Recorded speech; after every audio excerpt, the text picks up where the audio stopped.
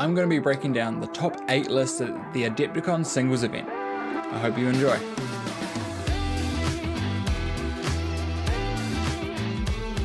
So firstly, what is Adepticon? Adepticon is a convention and a tournament that's been running for 23 years. I've never gotten the chance to go myself. I've obviously been in New Zealand. It's very, very far for me to go, but it is one of the events that I really, really want to go to sometime. But yeah, it's been going for such a long time. There are so many different events. There's like 30 or 40 different events. There's kill team, there's singles, there's teams, there's all sorts of different stuff for all the different different hobbies, all the different miniature games. There's something there for you. Plus there's an entire exposition hall, like a con event there. It looks absolutely amazing. So you should definitely try and go. But for this event, it was 350 odd players, I think. So it's over 300 players. 9 rounds total to find the winner. So they went until they have an undefeated. Absolutely crazy stuff here. Yeah, so let's get into it. There's 4 rounds. Then they cut to the top 32, and then those play out for the win. We're starting at round 7, where the top 8 is. So after round 4, there's 32 undefeated players, and then they start playing it out. We're jumping through a couple just because otherwise there'll be so many lists to go over. So we're starting at the top 8, and we're going to go for a little bit of a dive into the different lists and all that kind of stuff. One thing though is if you have been, if you want to follow with the games, all the games in the top 8 were streamed either on Wargames Live or the Warhammer channel themselves. Wargames Live is on YouTube, Warhammer is on Twitch and YouTube, so go watch the games if you want. They're all on one of their live streaming services. Go watch them. They're both doing great stuff. Like, the only way that I'm able to watch this content is because these guys do this, so give them as much love as you can. They are both doing great stuff. Obviously Warhammer is because we're playing this hobby, right? So let's go on to the lists. So these aren't breaking down everything in the list. These are just kind of the main components. Some of them is most of the stuff in the list, or if not all of it, but it's the majority of the list. If you really want to go everything into the list, Best Coast Pairings or the Armulus.rgz are great places to go find them as well. But first we have Folger Piles here with his Eldari, Devoted of Aneed. He has the Incarn, Vizark, 3 units of Fire Dragons of Rain, 2 units of Banshees, 2 Autarchs, 2 Scorpions, a Wave Serpent, and he also has a little bit of other trash, and I think 3 units of Wolf Spiders as well. Really good list, really strong. Again, we're not going to deep dive into the list in this, we're just kind of going to go bounce through them all. So next we have Justin Curtis with his Scintillating Legion Chaos Demons. Really, really cool to see these guys coming out. So we have a Demon Prince, we have a Fluxmaster, we have Kairos, a Lord of Change. The Lord of Change does have the Infernal Puppeteer enhancement, Changeling, Blue Horrors, Pink Horrors, Plague Bearers, and 3 Souled Grinders. Beautiful. Yeah, absolute stat checky kind of style list. Everything is super durable, but it has all the tricks to play the game. It has the blues to infiltrate. Really, really cool list, and it does surprisingly well to get up. All these factions, all 8 of these people, basically won a grand tournament level event because they had to win at least 5 to 6 rounds to get to this point. So all these people completely deserve a win in my book. So all these lists are effectively tournament winning lists in my mind. Next we have Christian with his Berserker Warband World Eaters. He has Angron, Lord Invicavus, 2 Winged Demon Princes. Really, really awesome to see them. 2 units of Jackals, 2x2 Spawn, 2 units of 8-bound. I think there's 1 unit of Exalted 8-bound as well. And then 10 Terminators. So really going for the more durability side of things here. The Winged Princes are an interesting include. But yeah, really, really cool list there. Well done again for getting this far. Then next we have Logan Schmidt with his Demonic Incursion list. This has Be'lakor, Scarbrand, 3 Bloodthirsters, 3 Beasts of Nurgle, and 2 Skull Cannons. And that is the entire list. It's absolute aggro. If we thought Justin's Scintillating Legion list was stat checky, this is to the next level. This is just 5 big guys, a couple of cannons to proc some extra battle shocks, 3 beasts to hold your home field and do some secondaries, and it's just raw aggro the whole time, and I love it. It's a very, very cool list. Next we have Conan Jennings with his Gladius Task Force. This list is the same one that I covered recently, what I thought was the 5 strongest lists in 40k right now. This is the exact same list, so it's Gilliman, Calgar, Combi Lieutenant, Gravecap with Artificer Armor, 3 Ballistas, Company Heroes, 2 Vindicators, a unit of Infiltrators, a Gladiator Reaper, an Invader ATV, and a unit of Scouts. That's the only thing that's missing here. Really, really solid list. Does everything you want. It can kind of adapt to every situation. Isn't the easiest army to play, to be fair. It does, like, it takes a lot of getting used to because you have to get everything out of every unit, but you do have the damage because you have the double oath. You have so much accessibility with all the stratagems. Really, really cool list, really strong. It's been kind of a known entity for a while, but it is still just a very, very strong list at the moment. Next we have Nick with his Shadow Legion. Shadow Legion is something I'm very excited about at the moment. So really excited that a list went got this far in the tournament. So it's Shadow Legion. It's got Be'lakor, a Bloodthirster with Fade, 2 Exalted Flamers, a unit of Screamers, 2 units of Flamers for those Exalted to go with, 2 Accursed Cultists with Dark Commune packages. One of them had the Scout enhancement.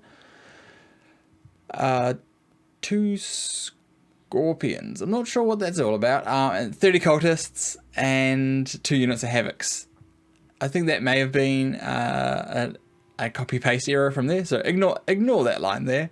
30 Cultists and 2 units of Havocs with Las Cannons.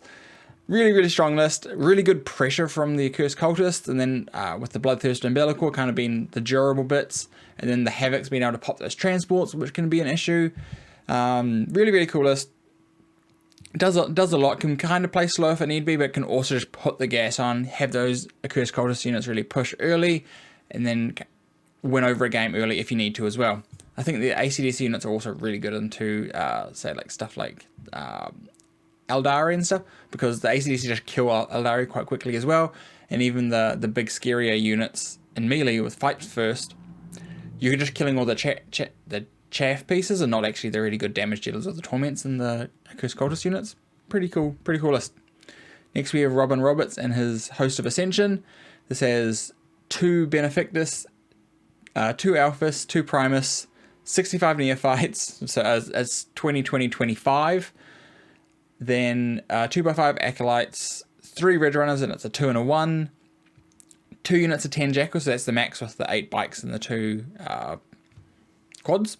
And then a 10 and a 5 Pure Strains. I think this is missing 1 or 2 extra pieces there as well, but really, really strong list. Hits incredibly hard, has all the bodies in the world, gets the units back so it can kind of play a bit more of a trading game, but it can also just all in and kind of deny your opponent's primary for a few turns and then kind of ride that out for the win.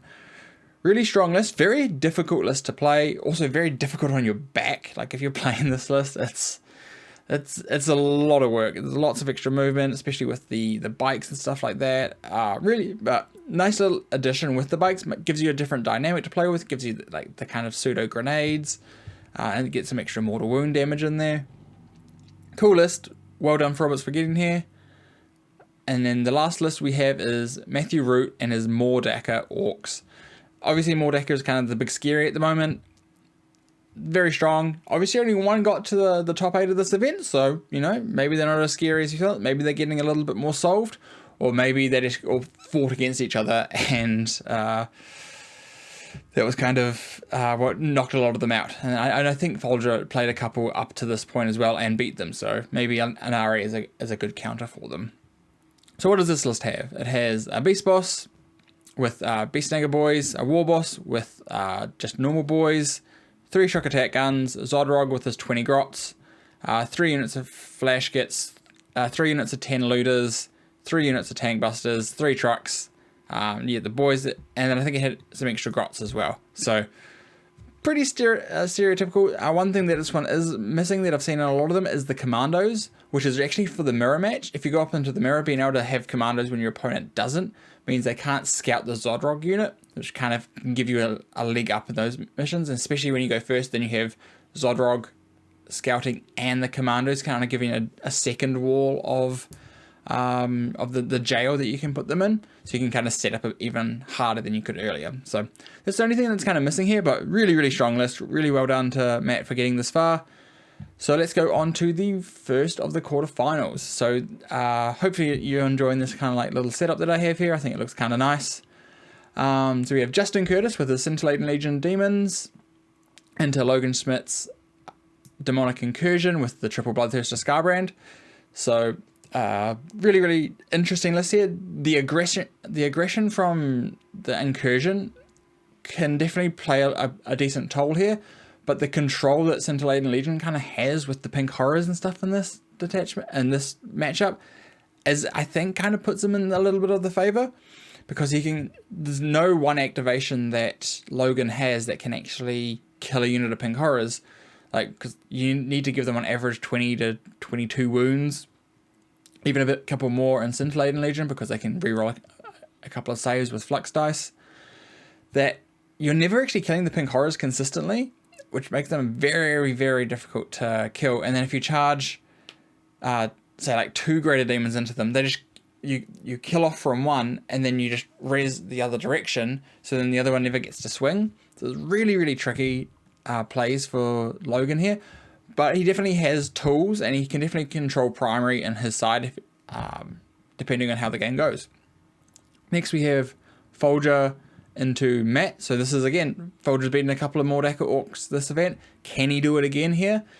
I would say, from my experience, that the Orcs have a positive matchup here, but Folger already beating 2 Mordaka Orcs players on the way to this position. Maybe it's a bit more lent towards him. Like, it's going to be a very close matchup. Definitely has the kind of ability to go either way. If Folger goes first and can kind of lock Matt out of the early game and not being able to do a crazy scout, because again, Folger has the Shrieking Scorpions to block the early game scout moves because he can infiltrate. So here's all the tools he needs to beat the matchup. So it's really down to like who goes first, how the kind of first couple of turns go. Next we have Nick with his Shadow Legion into Robin Roberts and his Gene Stealer Cult with his Host of Ascension list. This one I think is quite an interesting matchup. The AC/DC bricks can kill the first wave of the Gene Stealer Cult, but the issue is the Gene Stealer Cult with the tokens to bring things back to life, recur units. I don't know if the Chaos Demons have the pace to keep up with the 5-turn game. They definitely win like a 3-turn game, but I think over 5 turns it might just get a little bit out of hand for them, and that might just be a bit of an issue. But saying that, like, Be'lakor really helps up in this matchup. His shooting's really good. His sweep's very, very good into the Acolytes and Neophytes. So I think there's definitely a lot of play there for it to swing either way. It's definitely going to be a game of pacing and control and making sure that you don't overextend at any one point. Then lastly, we have Conan Jennings with his Gladius Task Force Ultramarines into Christian and his World Eaters. Really interesting match. I actually think World Eaters have a fairly decent match into Gladius Task Force. The only thing is, because of the extra CP, the guaranteed fight on this can make it kind of tricky.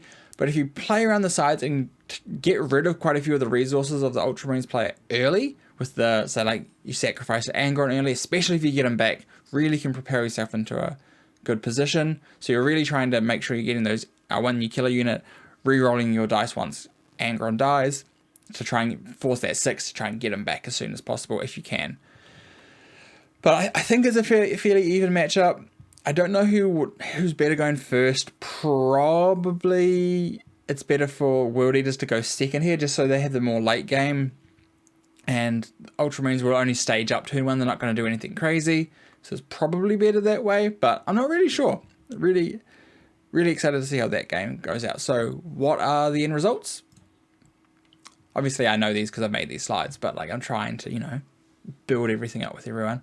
We have Justin Curtis and the Scintillating Legion beating Logan Schmidt. This game I watched on stream. It was brutal. There was absolutely nothing the Bloodthirsters and Be'lakor could do to gain any primary. They got some secondary, but it was just really good control game by Justin here. He just kept himself in pace, on game, all the way through. Next we have Folger into Matt Root. Again, worked his magic. jailed and killed all the key resources that he needed to. The rain brick did a lot of work. I think Matt charged like 3 or 4 units into the rain brick, and Rain just killed all of them because he fights first. It was brutal to watch. Then we have Nick and his Chaos Demons with his Shadow Legion into Robin Roberts. Pretty close game, 19 points. Definitely means it could like a 20-point game can go the other way if a couple of things go good or bad. Didn't actually get to see this game personally, but would really be interested to see how this game goes.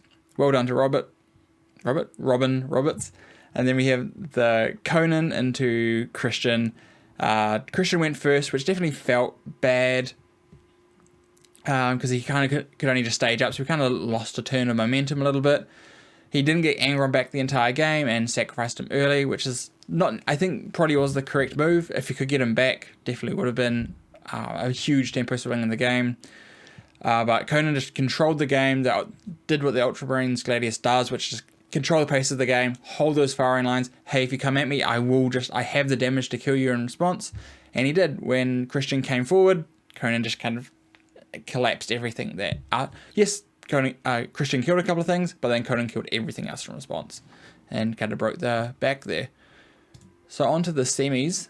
We have the Scintillating Legion into Folger, and then we have the Host of Ascension Genestealer Cult into Conan with his Ultramarines Gladius.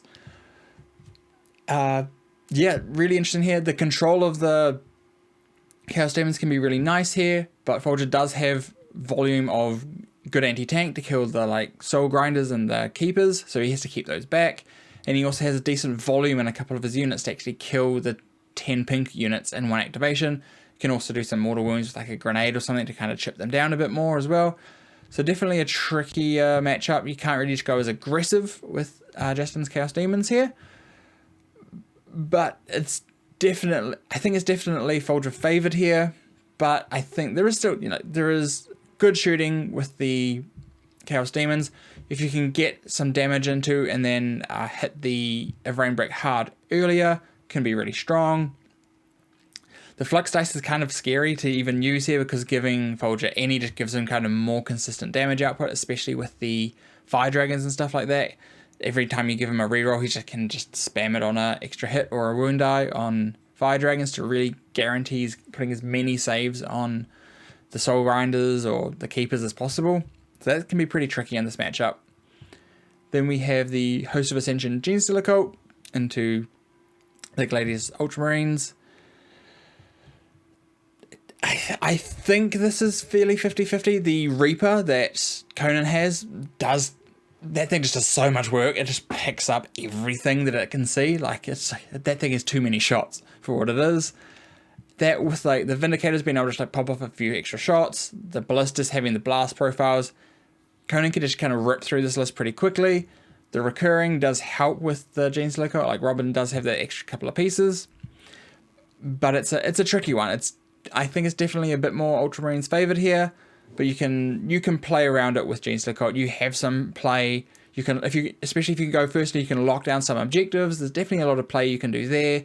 Try and win turns 2, 3, maybe even 4, and then you'll be dead, but then hopefully there's not a score left for the Ultramarines to come back in the game. So here we have Justin Curtis losing to Folger. Folger getting the clean 100 here, and it is what I was kind of saying, it was a bit of a massacre. Folger was able to control most of the game, held down a lot of the different angles, and as soon as Justin tries to come out, just has all the damage in the world to kind of kill all the Chaos Demons that he needs to. Really well-tuned list by Folger there to be able to just deal with all this kind of stuff. Then we have Robin losing to Conan. Then this kind of was exactly what happened. Conan went first, I believe. I'm not 100% sure there. But what that meant is he was able to stage up, get onto the objectives, and the Robin was just trying to constantly try and fight his way off them. Which just wasn't really the greatest place to be. It made it very tough for him. I think just the control that Conan had throughout that game kind of just kept it in his favour the entire way. And then we have the finals, right? Like, this is like pretty cool. Two very strong, very prominent armies at the moment. Conveniently, these are two armies that in my video that came out before the weekend, I said that both these armies are very, very strong and very, very tuned at the moment, and probably do need a little bit of touching as they are just a bit too strong at the moment. But yeah, we have Folger Piles and Conan Jennings versing each other. These guys are actually on the same team. I'm just going to go into this now. There's a great slide by that the Warhammer team did on the stream, so I just cropped that out to add here. There's some really cool data here. So we have Folger, and so he was obviously the winner of the world championships recently, back in October, November, around that time. So really, really good, well-known, well-respected player. Last 3 events, he's gone 15-1. That is absolutely insane. Like, it's such a great win record. And you've got Conan here with a win-loss for the entire season, 27-1-1. So that's 1 draw, 1 loss, and 27 wins.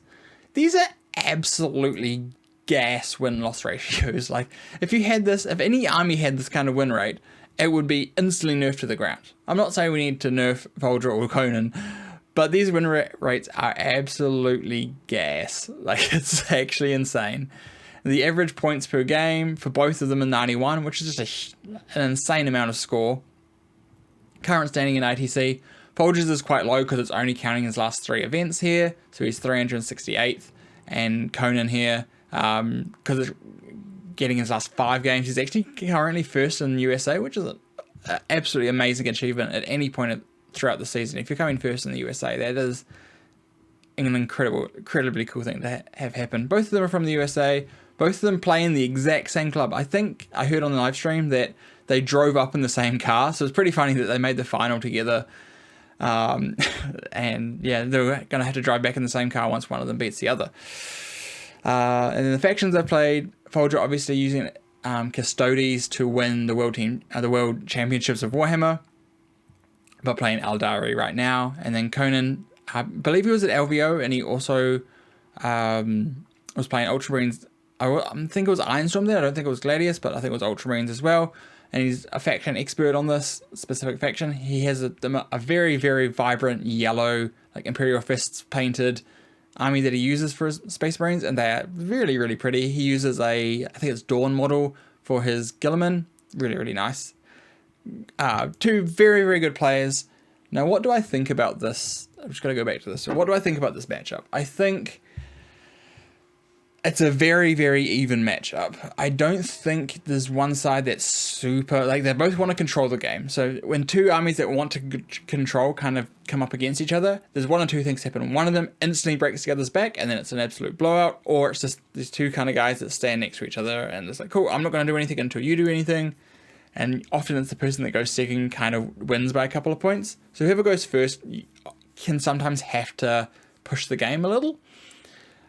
But that also depends on a couple of things, right? Like, if Folger, if he does go first, he can see, well, okay, if I can box in Conan a little bit, stop him from expanding out too quickly, I can get some extra primary, and then that can actually swing the game in my favor.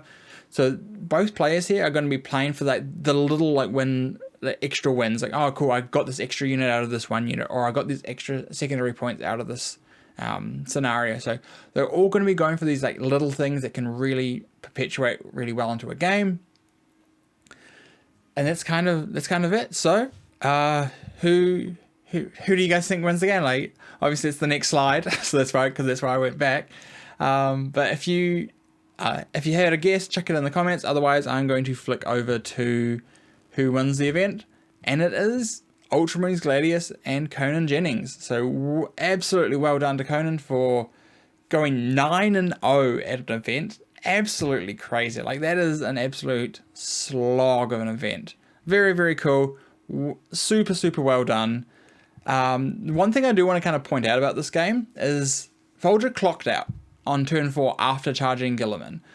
And, like, this just kind of goes to show, like, clock management doesn't change at an event, and it shouldn't change. I was talking to a couple of friends right before recording this, and they were like, yep, like, they did it exactly how they should. It was based on, like, well, throughout the entire tournament, if you're using a clock and you run out of time, all you can do is roll saves. That is all you can do, and they enforce that in the final, which I think is a great call by the judging team. If you're playing on a clock, you respect the clock. Doesn't matter if it's the final, doesn't matter where you're playing, what you're playing. If you're playing on a clock, you respect it. Both players did that. There was no ill will. They were like, cool, yep, Folger clocked out, sweet, cool. You just do what you need to do. He drew his secondary cards, scored the primary that he was going to score, and then that was game. So Conan kind of waited it out, played his game, and then was able to win by 8 or 10 points in the end. So really, really interesting way to finish it, I guess. Like, some people say that's like quite disappointing that it was one off, like timing out on clock. I'm not sure, but I think Folger probably would have tipped it in his favor if he did not clock out. But again, the clock is your resource to use, and especially at the super top level. Like, both these guys are incredible players with incredible win rates. They know how to play on a clock. They've probably done it 100 times before, 1,000 times before. Like, it shouldn't change depending on who you are or how you're playing, what you're playing. If you clock out, you clock out. So I don't think anyone should take anything away from Conan here. He played really, really well. He got through 9 absolutely incredible opponents and got his win here. So really, really well done to him. Gladius Task Force definitely, Ultramarines Gladius Task Force definitely needs a bit of a tweak. I think being able to have Gilliman and Calgar both do the buffs is probably a bit too much. If they just made both of those abilities Warlord only, that means you can, if you have both, you have to, Gilliman obviously has to be a Warlord, so then Calgar doesn't give you the 1 CP every round. So I think something like that helps tone it down, and then maybe Ultramarines don't get the extra oath, the super oath, the +1 to wound oath. But I think even just getting rid of some of the command points is a good way of kind of just dropping its power level down a bit more. They just have so much CP, so much access to all these amazing strats Gladius has. But yeah, that's the event. Hope you guys enjoyed it. I'm trying to get this video out as soon after the event as I possibly could. I love doing this kind of stuff. These kind of bigger events, I'm going to try and do these kind of videos for.